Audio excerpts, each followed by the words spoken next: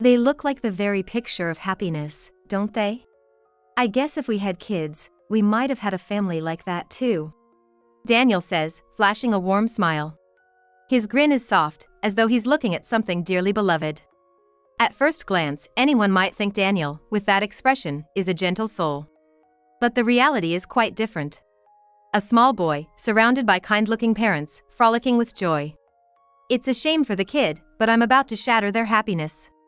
And I'm going to do it in the most terrible way. But all of this, every last bit, is Daniel's fault. If there's any blame, it should fall on Daniel, who betrayed me so cruelly. Their misery is all because of Daniel. My name is Betty Smith, a 43-year-old homemaker. I live with my husband, Daniel. I met Daniel through a friend. At the time, I wasn't particularly interested in romance, but Daniel proactively asked me out on dates. Gradually, I started to have feelings for Daniel and we started dating, which led to our marriage. We never had kids. It wasn't a fertility issue or anything. Daniel was always busy with work and was frequently away from home from the start of our marriage. With his frequent business trips and him being gone for days, we just didn't have much time to spend as a couple. Sure, if we had kids, we could have experienced the happiness that comes with an expanded family. But we were perfectly happy with just the two of us. Even without children, being able to live with the person I love most. It was more than enough to make me happy. I believe Daniel felt the same. But at the same time, I had my doubts. I didn't want to suspect Daniel, but he was indeed always busy. Another business trip? This is the third one this month, right? And this time you're going to be gone for a week? That day, when Daniel returned from work, he told me he had another business trip scheduled. From what I could gather, he had to travel far this time, requiring a flight, and it seemed he wouldn't be able to return for about a week. This was already his third trip this month. Sure, work can be busy, but there are limits. What's more, he's been working overtime daily, to the point where we, as a married couple, barely have the chance to see each other. Daniel, it's really odd that you're this busy. Isn't your company one of those infamous black companies? Maybe you should consider a job change. We could manage our finances for a month or two. I'm worried your health might give in at this rate. Not only daily overtime, but also frequent business trips. Clearly, Daniel's company is not normal. At this rate, Daniel might break down. As his wife, I feel it's my duty to do something about this. With this feeling, I tried to persuade Daniel. No, I'm okay. Work is tough, sure, but it's also rewarding. I'm sorry for being away so much, it must have been lonely. But, working is important for our life together, Betty. Daniel replied with a troubled smile. Indeed, having a job is essential for making a living. But does that mean there has to be a reason to push ourselves this hard? I started to question Daniel's words and the company he works for. Am I wrong? Is Daniel's way of thinking just common? Do I really have to continue my current job to support our household? In the end, no matter how much I try to persuade him, Daniel has no intention of changing jobs, so nothing changes and we continue to live our lives. As usual, our intimacy as a couple is quite minimal. I'm happy if we sleep in the same bed once a week. It's been this way since we got married. I'm sure the reason why we don't have children is because of that. In the midst of this, Daniel happened to have a day off, so we traveled a bit and came to a shopping mall in the neighboring town. Due to the holiday, there were many families, and every time I saw children happily holding their parents' hands, I couldn't help but sigh, wishing we could be like that too. Seeing me like this, Daniel made a face. Stop sighing, it's our day off. Why don't we go eat instead? Looking at the time, it was indeed lunchtime. We decided to go to a nearby diner after discussing it. As it was lunchtime on a holiday, there were many people. Sure enough, there were many families inside. A child, excited looking at the kids' menu. A child smiling, being fed a hamburger by a woman who seemed to be his mother. Every time I saw such happy family scenes, I couldn't help but think about why we don't have children, and all the unpleasant thoughts came to mind. I wondered if Daniel was thinking the same, as he quietly muttered while watching the families. Kids are cute and wonderful. I wonder what kind of child we would have had. Those words hit me hard. I might be taking it too pessimistically, but it felt like a jab at me for not being able to have children. I wanted children too. I wanted to give birth to a child with Daniel and build a happy family. All of this is because Daniel's job is too demanding. If he had considered changing his job earlier, creating even a little time for us, we might have become a happy family like those people. With those thoughts, I sighed at my own negative thinking. It's not Daniel's fault. Daniel is just working hard for us to live happily. Despite all that, look at what I'm thinking. Maybe I was so fed up with my own thoughts that the food brought to us didn't taste good. I felt like Daniel was looking at me with a displeased face. In the end, I couldn't even enjoy the rare outing with Daniel that day. Since that time, my relationship with Daniel became strained. There was something I felt towards our child, and unconsciously I started to distance myself from Daniel, but I had a feeling that Daniel was also somewhat avoiding me. I knew this couldn't continue, but I had no idea what to do. Because I didn't understand why things had turned out this way. Even when I tried to think it through on my own, I couldn't find an answer, so I decided to consult a friend who I'd known since my school days about the situation. My friend listened to my story sincerely. And, empathizing with my words, they reassured me. "Betty, you're doing your best." But even so, I didn't feel any better. Seeing me like this, my friend looked somewhat puzzled, prefaced their words with, "I wasn't sure if I should tell you this, but..." And then told me something. That revelation left me feeling dizzy. I couldn't believe it. If that was true, then Daniel. From the day I talked with my friend, I started to distance myself from Daniel. My friend's words kept echoing in my mind.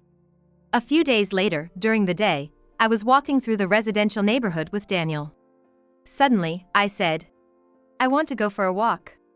And though Daniel looked surprised, I was relieved that he agreed to join me. We passed by a certain house. We could see the yard of the house. There, a happy family was having a barbecue. A little boy was playing cheerfully, surrounded by a man and woman who looked like his parents. Seeing this scene, Daniel murmured, "That's like a picture-perfect family. Maybe if we had a child, we could have been a family like that." Towards the joyful family, Daniel cast a loving gaze. At first glance, one might perceive Daniel as a kind person. But the reality is different. Daniel and this family are irreversibly connected. That happy scene is undeniable proof of Daniel's cruel betrayal. That's why I had brought him near this house today. I watched Daniel to see if he showed any remorse, but it seemed he had none. If so, then no one would blame me for dragging him through hell. The child is innocent, but all of this is Daniel's fault. If there's someone to resent, it's Daniel. I made up my mind to punish the traitors. Yes, that may be so. But because of you, they're going to be miserable. I say, gazing at the family playing happily in the distance. At my words, Daniel tilted his head as if to say, "What are you talking about?" And muttered, "Huh?" He seems to be playing dumb, even at this point. What the hell is going on? They and I have nothing to do with each other, right? Sure, I must look like a weirdo for bringing this up out of the blue. But I don't intend to send innocent people to hell. It's because there's a connection that they're sent to hell. There was a tremor in Daniel's voice, or so it seemed to me. From Daniel's point of view, he wouldn't have expected me to say such a thing all of a sudden. Because there's no way his actions so far have been exposed. I was truly underestimated. Well, who knows? Let's just go home for today. We have no more business here, I said, taking Daniel's hand and starting our way home. Daniel, looking uneasy at my behavior, kept saying things like, "What the hell is going on?" And, "Why won't you talk to me?" But I didn't answer. The old me would have consulted with Daniel right away if I had a problem. Daniel was a dependable husband to that extent. Well, now I realize that was just to keep up the appearances of being a married couple. When I got home, I didn't talk much, just had some dinner and then shut myself in my room. Daniel, looking anxious the entire time, kept glancing at me, but I pretended not to notice. Late that night, I quietly left the house. Daniel was sound asleep, so he probably didn't notice me going out. I slipped an envelope into a mailbox at a certain house. That envelope was my trump card. I'm sure the owner of this house will be surprised when they see the trump card I've prepared the next morning. All of this is the fault of the traitor. I've just decided to punish the one who betrayed me. If there had been no betrayal, none of this would have happened. Happiness wouldn't have been destroyed. With each step I take, I feel a tightening in my chest as I realize I've come too far to turn back. I can't pretend none of this happened. I can't go back. The next morning, Daniel and I were having breakfast together. It was Sunday, but Daniel had plans to be out of the house for work as usual. Just then, the doorbell rang. Who could it be, this early in the morning? Daniel, suspicious, got up from his seat to check the doorbell monitor. Then, the sight that spread before him made Daniel exclaim. Why? The people on the screen were the couple from the house we had visited the day before. A man, presumably the husband, his face red, spoke through the intercom. Sorry for disturbing you so early in the morning. We have something to discuss, could we come in? Watching the man, the woman turned pale, exclaiming. Oh, hold on, please stop. Let's go home. We can't trouble these people. Apparently, it was the man's decision to come to our house, and the woman seemed to have followed him, trying to stop him somehow. Why are they here? What's going on? Why had they come to our house? In Daniel's mind, it seemed like their visit to our house was not a good thing. While nodding in agreement, I opened the front door. You saw that envelope, didn't you? Please come in. Let's talk face to face. As I said that envelope, the man's eyes widened. Yes, it was their house that I had slipped the envelope into late at night. When I invited the two of them into our house, Daniel turned ashen as if flustered. Ignoring Daniel, I made the couple sit down and served them tea. Daniel, who could not digest the situation, kept saying, Why? The woman, who was eager to go home. And the man, looking at both of them alternately, his eyes full of determination. The cast was now properly gathered here. It was time for the revelation. You came here because you saw this picture, didn't you? I said, laying out the contents of the envelope I had taken out of the cupboard onto the table. The inside of the envelope were the same as what I had put into their mailbox last night. There were a lot of pictures. In each picture, Daniel and the woman were walking arm in arm in the city at night, looking very friendly. Yes, they were having an affair. The reason I knew this was because one day, when I was talking to a friend, she told me. I saw Daniel walking arm in arm with a woman in the city at night. At first, I couldn't believe what she said. That night, while Daniel was in the bath, I checked his smartphone that he had left in the living room. His password was so careless that even I could easily see what was inside. There were text exchanges with a certain woman.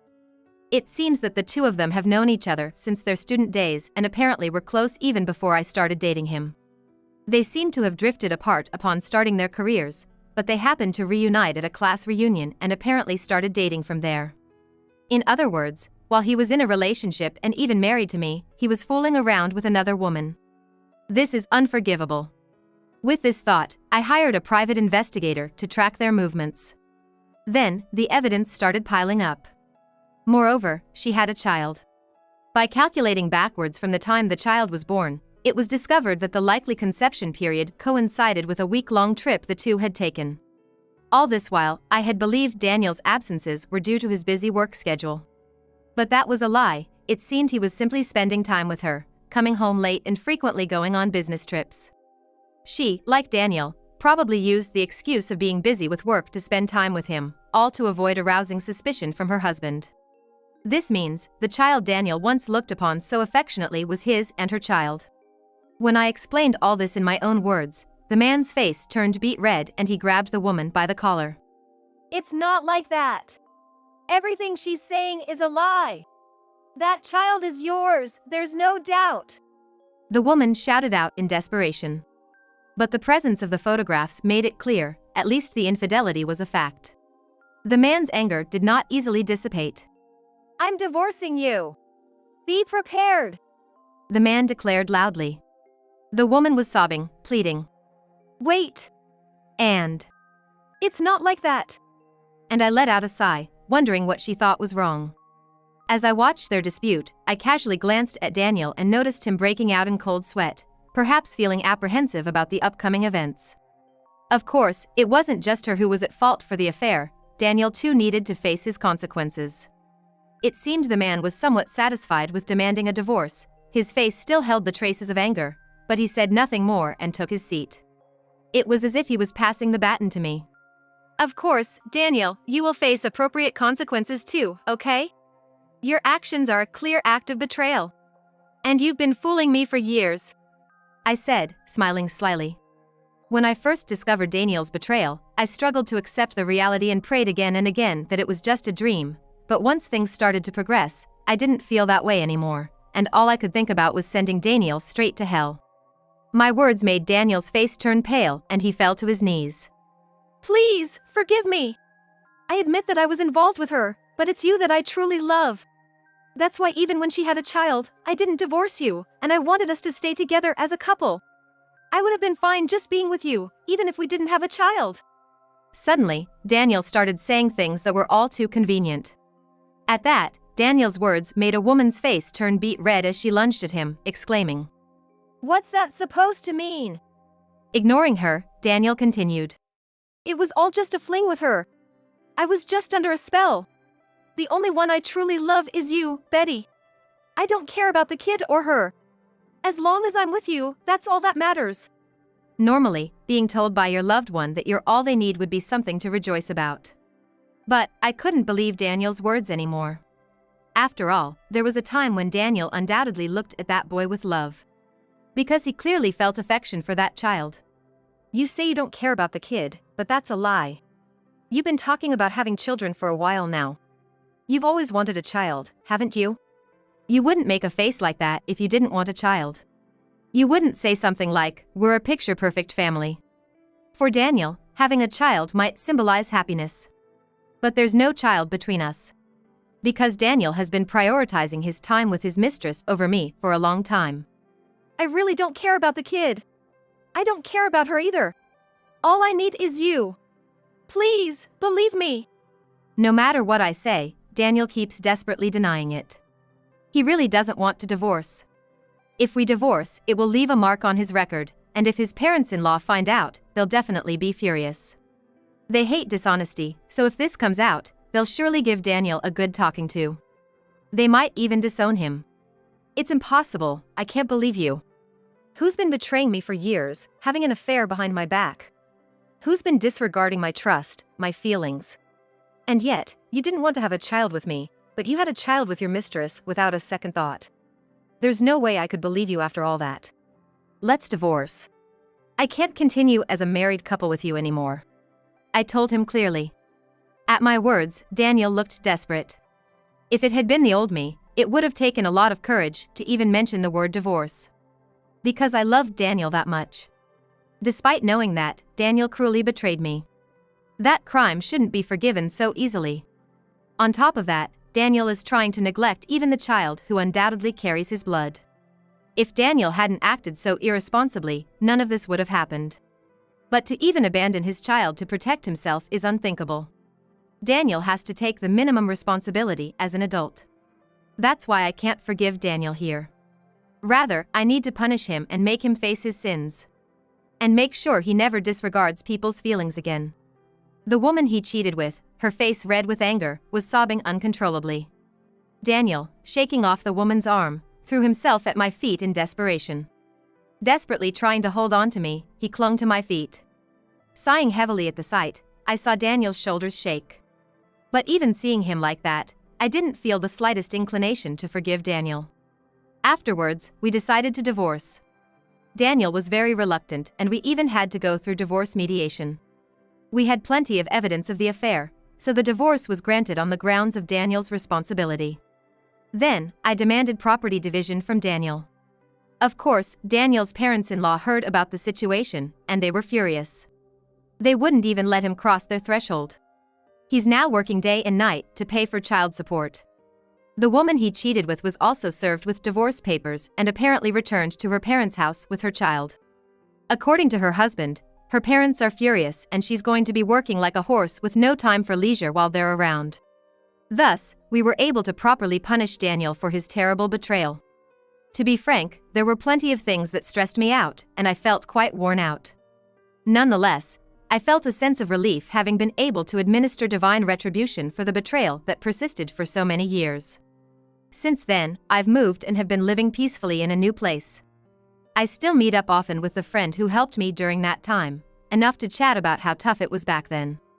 Having experienced such a harsh betrayal, I've had enough of married life for a while. I guess I'll be living on my own for a bit. It's my life, after all, so I've started to think that's okay. From now on, I want to live for myself.